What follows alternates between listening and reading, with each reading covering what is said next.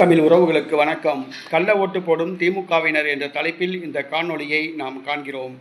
ஈரோடு கிழக்கு இடைத்தேர்தல் இன்று காலை 7 மணிக்கு வாக்குப்பதிவு ஆரம்பித்தது. அநேக வாக்குச்சாவடிகளில் திமுக வேட்பாளரும்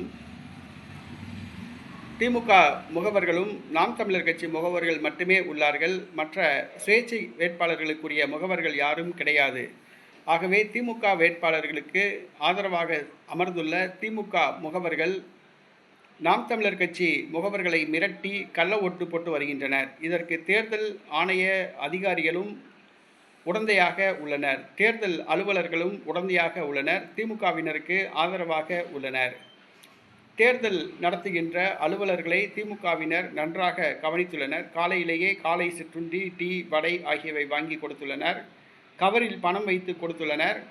ஆகவே திமுக முகவரும் திமுக ஆதரவாளர்களும் வாக்குச்சாவடிக்குள் நுழைந்து நாம் தமிழர் கட்சி முகவர்களை மிரட்டி கள்ள ஓட்டு போட்டு வருகிறார்கள். ஆகவே வாக்குப்பதிவானது 99% கூட உயரலாம்.